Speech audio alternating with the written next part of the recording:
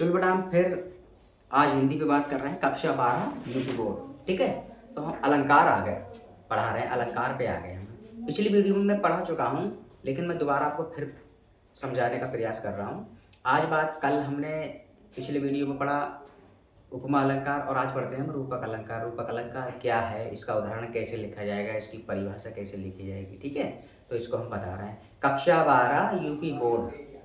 ठीक है, तो चलिए हम चलते हैं। इसमें क्या है बेटा, रूपक अलंकार है। रूपक अलंकार, रूपक अलंकार की परिभाषा और क्या बोलते हैं उसका उदाहरण। अगर एग्जाम में आ गया तो हम कैसे लिखेंगे। तो ये आपका रूपक अलंकार हो गया। अब इसकी परिभाषा, रूपक अलंकार है, इसकी परिभाषा बता रहे हैं हम, समझा रहे हैं। रूपक अलंकार वह है जहां उपमेय और उपमान के बीच के भेद को मिटाकर, यानी कि उपमेय और उपमान के बीच के भेद को मिटाकर उन्हें एक रूप या अभिन्न दिखाया जाए या दिखाया जाता है, तो वहां क्या होता है बेटा, रूपक अलंकार होता है। क्या, रूपक अलंकार।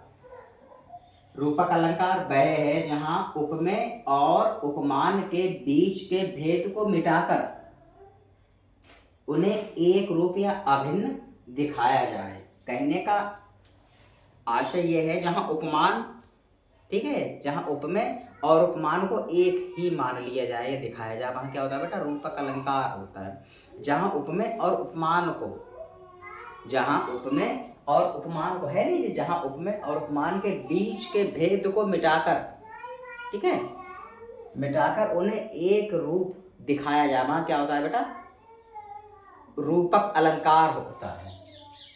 अब ये आपकी परिभाषा हो गई, रूपक अलंकार किसे कहते हैं। शायद उम्मीद करता हूँ या आशा करता हूँ कि आप परिभाषा समझ गए होंगे। मैं दोबारा फिर बता रहा हूँ, रूपक अलंकार वह है जहाँ उपमेय और उपमान के बीच के भेद को मिटाकर उन्हें एक रूप या अभिन्न दिखाया जाता है, वहां क्या होता है, रूपक अलंकार होता है। ये परिभाषा हो गई आपकी। अब परिभाषा के बाद उदाहरण आता है। क्या, उसका मन सागर है, उसका मन सागर है, ये परिभाषा हो गई। अब ये मैं उदाहरण बता रहा हूं ताकि आपकी समझ में और ज्यादा से ज्यादा ये चीज आ जाए। क्या चीज, रूपक अलंकार की परिभाषा और उदाहरण। अब क्या है उसमें, उसका मन सागर है, उसका मन सागर है, सागर के समान नहीं है, वो तो उपमा में होती है, जिस किसी अन्य, किसी व्यक्ति की तुलना अन्य किसी दूसरे व्यक्ति से समान गुण धर्म के आधार पर की जाती है। वहां बेटा क्या होता है, वहां उपमा अलंकार होता है। यहाँ रूपक अलंकार की बात हो रही है। मैं बता रहा हूँ, वह है, रूपक अलंकार क्या है, वह है जहां उपमेय और उपमान के बीच के भेद को मिटाकर उन्हें, ठीक है, उन्हें एक रूप या अभिन्न दिखाया जाता है, वहां क्या होता है बेटा, रूपक अलंकार होता है। तभी तो ये लिखा है, उसका मन सागर है। किसका, उसका मन सागर है, किसका, कोई व्यक्ति है। ठीक है, ये मैंने भावार्थ भी लिखा है, मगर आपको भावार्थ नहीं लिखना है। आपको अगर वो मालूम कर ले आपसे कि रूपक अलंकार के उदाहरण से परिभाषा लिखिए, तो ये नहीं लिखना है नीचे का, ये नहीं लिखना है, ये लिखना है रूपक अलंकार की परिभाषा और उदाहरण। ये तो मैंने भावार्थ आपको समझाने के लिए लिखा है, आपको ये नहीं लिखना है। अब इसका भावार्थ मैं बता रहा हूँ, उसका मन सागर है, किसका, कोई व्यक्ति है, कोई व्यक्ति है, उसका मन कैसा है, सागर है, सागर है। तो ये मैंने इसका भावार्थ लिखा है। क्या लिखा है, किसी व्यक्ति का मन है ना, उसका मन सागर है। यहाँ किसी व्यक्ति विशेष का नाम थोड़ी नहीं है कि वो है, वह व्यक्ति है या वो वाला व्यक्ति है या ये वाला व्यक्ति है, तभी तो यहाँ किसी व्यक्ति विशेष का कोई नाम नहीं है। तो उसका मन सागर है, किसका, कोई व्यक्ति है या किसी व्यक्ति का, ठीक है, या किसी अन्य व्यक्ति का, किसी व्यक्ति का मन, ठीक है, किसी व्यक्ति का मन विशाल, गहरा और असीम है। ठीक उसी तरह जैसे सागर होता है, जैसे सागर होता, कोई एक व्यक्ति है या कोई अन्य व्यक्ति है, तो उसका मन कैसा है बेटा, उसका मन सागर, जैसे सागर होता है ना वैसा है। तो लिखा किसी व्यक्ति का मन है, यह लिखा है उसका मन गहरा, उसका मन सागर है, उसका मन सागर है। अब यहाँ किसी व्यक्ति विशेष का नाम नहीं है, होगा कोई अन्य व्यक्ति, या कोई और व्यक्ति होगा। फिलहाल हम यहाँ किसी का नाम लेंगे तो यहाँ भी हम किसी का नाम नहीं लेंगे। तो क्या है, उसका मन सागर है। किसका? किसी व्यक्ति का मन, किसी व्यक्ति का मन विशाल, गहरा और असीम है। ठीक उसी तरह, किस तरह? उसी तरह जैसे सागर होता है। ठीक उसी तरह, किस तरह? जैसे सागर होता है। तभी तो ये लिखा, उपमेय और उपमान के बीच के भेद को मिटाकर उसको एक रूप या अभिन्न दिखाया जाता है। वहां क्या होता है बेटा? रूपक अलंकार होता है।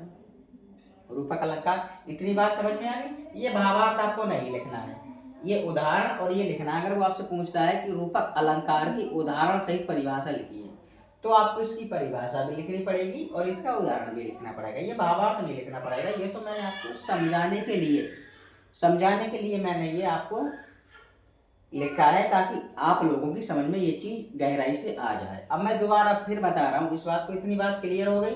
मैं दोबारा फिर बता रहा हूँ आपको कि रूपक अलंकार क्या है, इसकी परिभाषा कैसे लिखनी होगी आपको, ठीक है? किसमें? एग्जाम में। इसमें क्या है? रूपक अलंकार क्या है?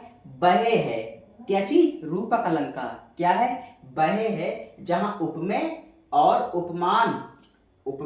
उपमान के बीच के भेद को मिटाकर उन्हें एक रूप या अभिन्न दिखाया जाता है। वहां क्या होता है बेटा? रूपक अलंकार होता है जहां उपमेय और उपमान के बीच के भेद को मिटाकर उन्हें एक रूप दिखाया या अभिन्न दिखाया जाता है। वहां क्या होता है बेटा? रूपक अलंकार होता है। अब इसकी उदाहरण, उसका मन सागर है। किसका? किसी व्यक्ति विशेष का। किसी व्यक्ति विशेष का, अगर यह व्यक्ति का नाम होता तो हम उसका यह नाम लिखते। अब यहाँ लिखा उसका मन सागर है। किसका? इसमें कोई नाम थोड़ी नहीं दिया है किसी का, या ना ही या किसी के बारे में बताया है कि फला व्यक्ति है, उसका ये नाम है तो उसका मन सागर की तरह। नहीं, तो यहाँ किसी व्यक्ति विशेष का नाम नहीं लिया गया, तो हम भी यहाँ नाम नहीं लेंगे। होगा कोई व्यक्ति, ठीक है? किसी व्यक्ति का मन विशाल गहरा असीम है। ठीक उसी तरह, किस तरह? जैसे सागर होता है नहीं? जैसे सागर होता है। तो ये बेटा रूपक अलंकार की परिभाषा होगी। क्या? उदाहरण सहित, ठीक है? उदाहरण सहित हो गई। रूपक अलंकार वह होता है जहां उपमेय और उपमान के बीच के भेद को मिटाकर उन्हें एक रूप या अभिन्न दिखाया जाता है। तो वहां क्या होता है बेटा? रूपक अलंकार होता है। रूपक अलंकार, तभी तो लिखा उसका मन, ठीक है? उसका मन क्या है? सागर है। किसका? किसी व्यक्ति, किसी अन्य व्यक्ति, ठीक है? उसका मन सागर है। होगा कोई व्यक्ति, उसका मन कैसा बेटा? सागर है, ठीक है? तो यहाँ उपमेय और उपमान के बीच के भेद को मिटाकर उसको एक रूप या अभिन्न दिखाया जाता है। वहां क्या होता है बेटा? रूपक अलंकार की परिभाषा वहां होती है। इतनी बात समझ में आ गई आपको? और ये उदाहरण, हाँ मैं फिर बता रहा हूँ आपको, ये भावार्थ नहीं लिखना है, ये नहीं लिखना है, मैंने ये समझाने के लिए, ठीक है? आपकी समझ में आ जाए, आपको किसी तरह की कोई कठिनाई का या किसी तरह की कोई कंफ्यूजन ना रहे इसमें, इसलिए मैंने ये भावार्थ यहाँ लिखा है। तो आपको भावार्थ नहीं लिखना है, ये मैंने समझाया है। वो कुछ बच्चे होते हैं समझ में नहीं आती। उसका मन सागर है, ठीक है? किसी व्यक्ति विशेष का कोई होगा, उसका मन कैसा है? सागर है, जैसे गहरा, ठीक है? सागर है, उसका मन गहरा, ठीक है? तो इसके बारे में ये रूपक अलंकार है जहां उपमेय और उपमान में भेद को मिटाकर उसको एक रूप मान लिया जाए या दिखाया जाए या अभिन्नता दिखाया जाता है। वहां क्या होता है बेटा? रूपक अलंकार होता है। बड़ा सरल और सिंपल भाषा में मैंने आपको ये समझाया है और मैं उम्मीद करता हूं आपकी समझ में आ गया होगा ये, ठीक है? तो बिल्कुल कंफ्यूज होने की आवश्यकता नहीं है आपको कि नहीं हमसे नहीं होगा, नहीं हो जाएगा। प्रयास करिए, लगातार तैयारी करिए, हो जाएगा। कोई भी चीज इंसान से या व्यक्ति से बढ़ के नहीं है। बस यही है, आपको बेटा मेहनत तो करनी पड़ेगी, बिना मेहनत से कुछ नहीं है। और निःशुल्क पढ़ाता हूँ, किसी तरह का आपसे किसी प्रकार का कोई चार्ज नहीं लेता, निःशुल्क पढ़ाता हूँ। मेरे पढ़ाने का बस यही उद्देश्य है कि आप शिक्षा के प्रति ज़्यादा जागरूक हो, ज़्यादा से ज़्यादा शिक्षा को अर्जित करिए और समाज में अपना एक उच्च स्थान बनाइए। बस मेरे कहने का आशय यही है।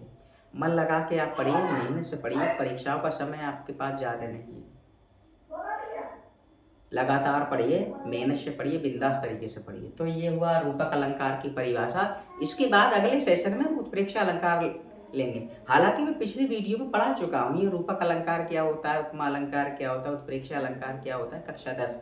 आप चाहें तो वो वीडियो देख सकते हैं, ठीक है। लेकिन मैं दोबारा आप लोगों को फिर बता रहा हूँ, सरल से सरल भाषा का मैं इस्तेमाल करता हूँ कि प्रत्येक विद्यार्थी की समझ में ये चीज़ आसानी से आ जाए, उसको किसी तरह की कोई कठिनाइयों का सामना ना करना पड़े, ठीक है। आप इसको याद कर लीजिए, एक ही तो लाइन है, कोई ज़्यादा थोड़ी नहीं है इसमें, और ये छोटा सा उदाहरण है इसमें। इसको समझने में क्या है, हाँ समझिए, इसको समझने वाली चीज़ें होती हैं। आप गहराई से समझिए, आप खुद ब खुद इसके उदाहरण आप लगा लेंगे, इसकी परिभाषा भी लिख देंगे, इसको उदाहरण भी क्लियर कर लेंगे, किसी तरह की कोई कन्फ्यूजन आपके मन में नहीं रहेगी।